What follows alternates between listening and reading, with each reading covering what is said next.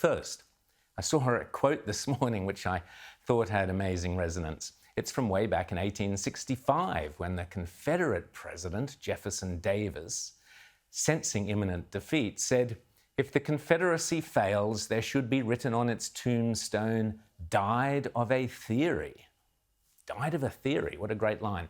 And how apt to the crazy world we live in with so many of today's crazy theories, because quite literally, as we head into a winter plagued by record cold temperatures and an energy crisis that sees government ministers begging little old ladies to turn off their dishwashers and begging people to cut down on electricity usage in their homes, all done, ultimately, in order to save the planet from an extremist theory believed by many that we are hurtling irrevocably towards a climate inferno and an uninhabitable planet in only a few years. And all done despite the fact, much as I hate to say it, there are elderly, frail or vulnerable people amongst us who will die of hypothermia. By the way, as I've mentioned before, I find it astonishing that the author of the 2019 report, which details how the elderly are presenting at Victorian hospitals with hypothermia, Dr. Michelle Anandaraja, is now a Labor Member of Parliament.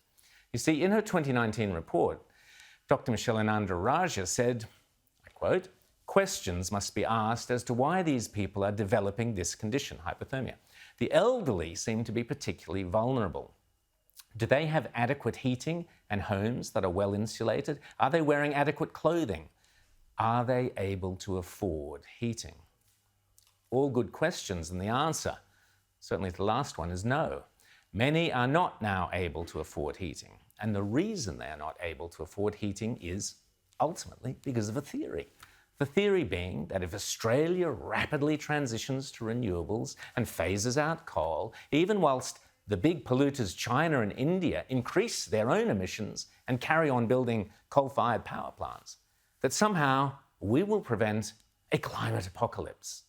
That theory, promoted by the likes of Greta Thunberg and any number of climate alarmist celebrities, plus of course the Greens and the recently elected Teals, has led to the political class of this nation successfully demonising the fossil fuels that give us heat and light and which power every aspect of our lives, from transportation to food to health.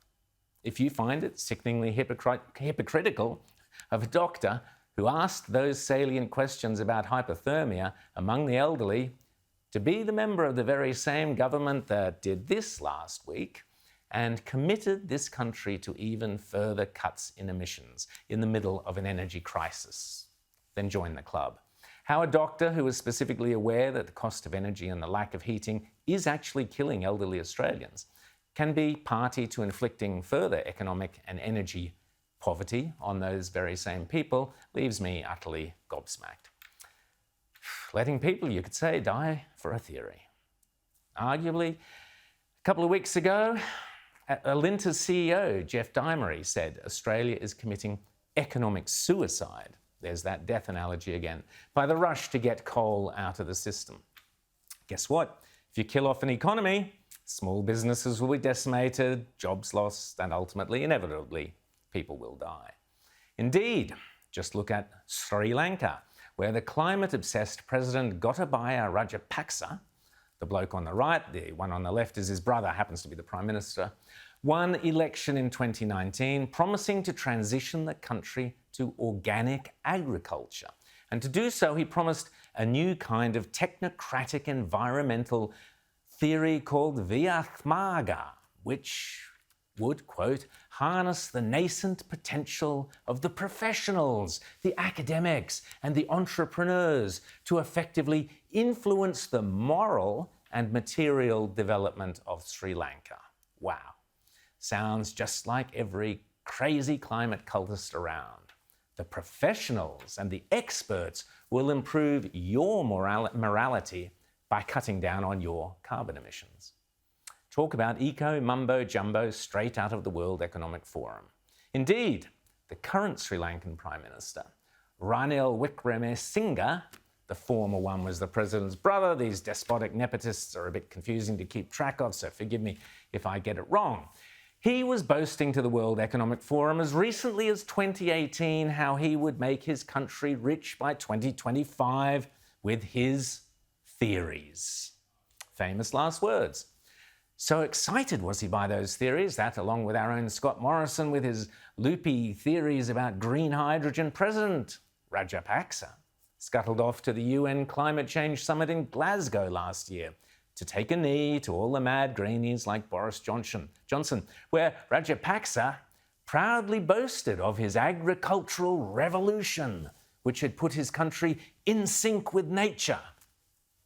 Except, of course, like so many eco-fantasies, his theories have proved disastrous to the common man and woman. In between scoffing down the caviar, swigging the bubbly and bumping elbows with all the lovies, back in Sri Lanka, his people were starving and some were dying. You see, only last April, Rajapaksa imposed a nationwide ban on the importation and use of synthetic fertilizers and pesticides made from fossil fuels, and ordered the country's 2 million farmers to go organic. The result was, to quote Foreign Policy magazine, brutal and swift. Even the ABC admits that only 6 months after going organic, the country that was once self-sufficient in rice production had to import more than $600 million of foreign rice. Inflation hit 18.7% earlier this year. The fertilizer ban also devastated the nation's tea crop, its primary export. Human costs have been even greater, according to Foreign Policy, who point out that 500,000 people, 500,000, have sunk back into poverty and despair. Soaring inflation and rapidly depreciating currency have forced Sri Lankans to cut down on food and fuel purchases as prices surge. The country's economists have called on the government to default on its debt repayments in order to buy essential supplies for the people. Police have fired water cannons and tear gas on protesters. Ooh, that sounds familiar. The usual answer of authoritarian despots to any kind of criticism. Now, where have we seen that before? Well, there are daily power outages in Sri Lanka, a critical shortage of life-saving medicine and basic food staples such as rice and milk are hard to come by. As the ABC reports, at least 7 people have died in line while waiting for fuel. This woman's husband was one of them. His name was Richard Pereira. Richard Pereira died for a theory. How many more people, I wonder, are condemned to join him?